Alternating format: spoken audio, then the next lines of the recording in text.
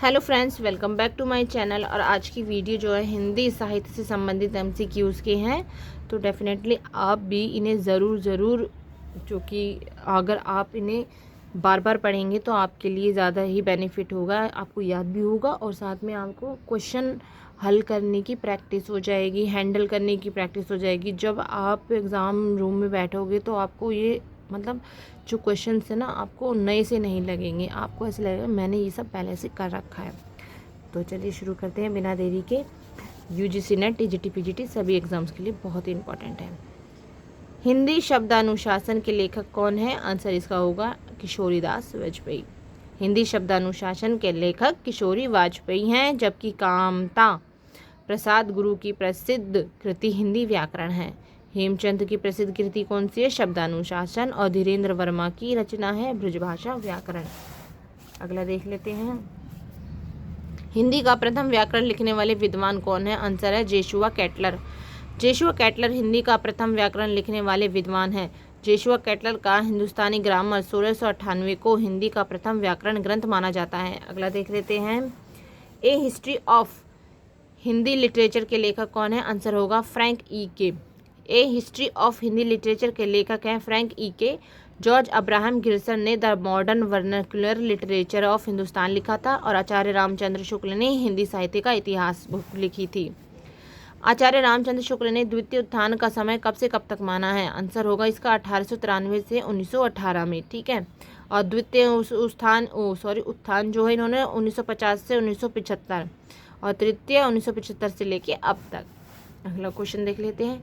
यद्यपि मैं खुद उर्दू का बड़ा पक्षपाती हूँ, लेकिन मेरे विचार में हिंदी को विभाषा या बोली कहना उचित नहीं। ऐसा कथन किसका है? आंसर है इसका गारसा दे तासीन का। गारसा द तासी एक फ्रांसीसी विद्वान थे जो पेरिस में हिंदुस्तान और उर्दू के अध्यापक थे।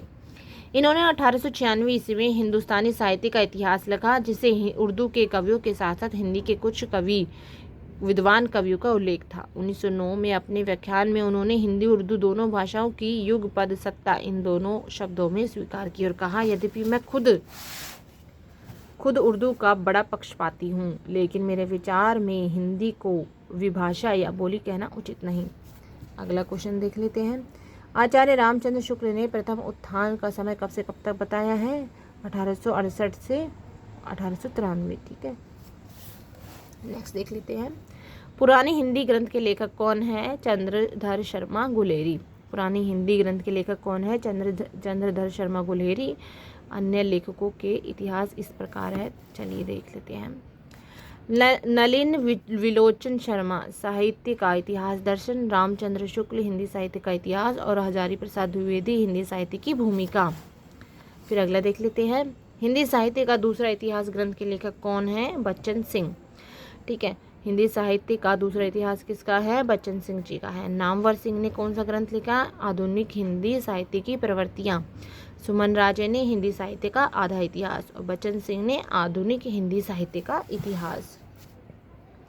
फिर हिंदी साहित्य का आधा इतिहास निम्नलिखित में से किसके द्वारा लिखा गया है?